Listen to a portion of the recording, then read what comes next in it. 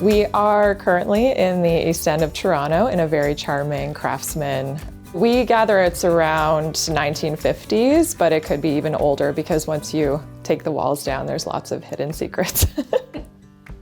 From the moment that our creative director, Lindsay, brought this project to me, I knew it was going to require a lot of collaboration between the design and the build team, and we are just so proud with how this house has turned out, and our clients cannot wait to move back in.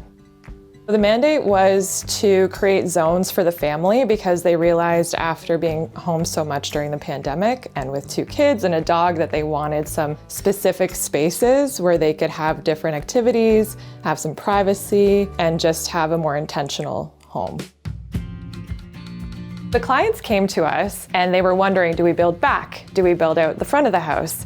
And we advised them that you can really achieve what you're looking to achieve with just building out the front slightly. They weren't using the front porch that much, so we were able to actually take from part of that and create this new entryway where they walk in the side and they're met with these beautiful wardrobes, this expansive checkered tile, and so many places for the kids to be able to store their coats, throw their boots away. And what I love about it is that it all ties in with the existing exposed brick that leads up the staircase. In the living room, we wanted to have lots of decorative elements, and so we started by having an entry archway and then 2 sconces that flanked beautifully.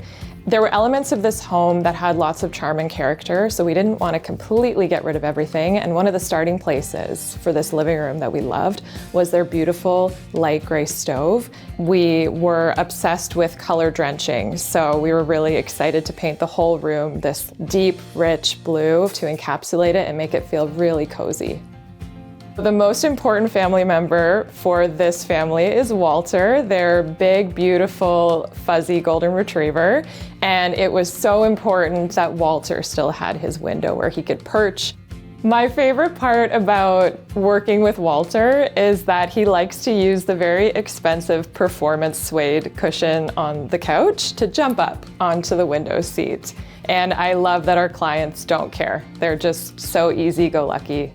We created this beautiful window nook with a custom cushion for him and lots of throw pillows, and he's sleeping there right now as we speak. I think he's much happier than he was before. It's quite a quaint home. It's a semi-detached house in Toronto. So intentional placements of walls, of millwork, and making sure that the kitchen was in the heart of the home and actually had the breathing space. We flipped the kitchen from one side of the house to the other because when I initially walked in, I said, this space is just asking for your kitchen to be here.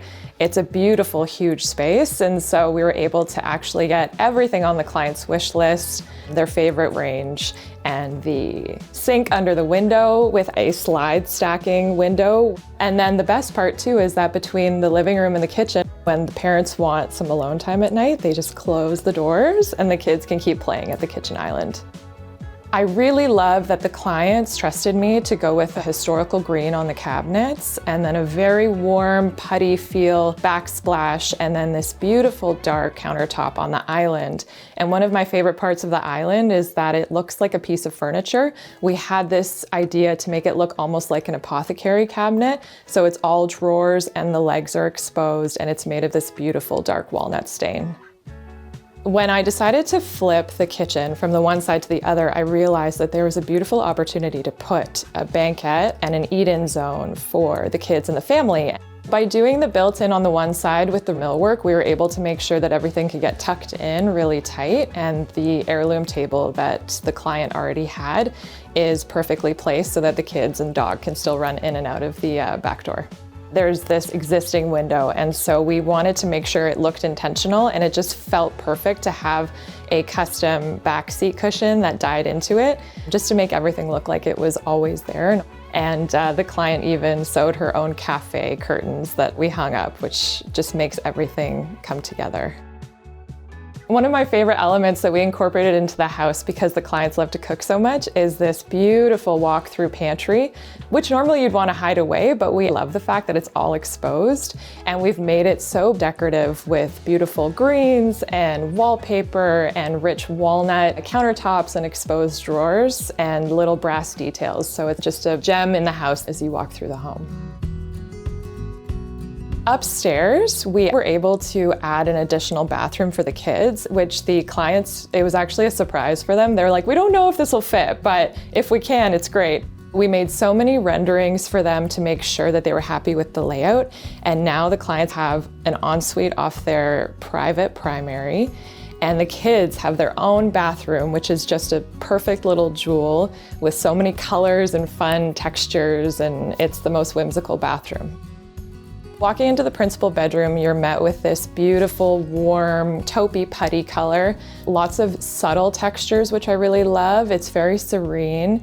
Even with the rattan chandelier, you would think that that's overpowering, but because it's so shallow and the textures are very warm, it just creates this beautiful centerpiece.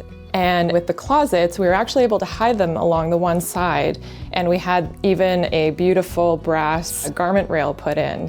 And I love that they now have their own ensuite as well that they can walk into from their bedroom. I love the little girls' room because we have so many little pops of color and little moments of magic. This bed was already existing, and so we built the headboard around her bed and added this whimsical wallpaper and a little ledge for all of her books and even a little reading light. And then even everything down to the knobs on the cabinets were all very intentionally selected. One of the things I love about our client's son's room is we utilized an unfortunate slope in the roof that jutted into the bedroom, but we created this really cozy nook for him with a walk-up bunk bed and tons of deep drawer storage underneath. And with the colors selected and the wallpaper that we chose with the trees, he just feels like he's encapsulated in this cozy room when he goes to bed at night.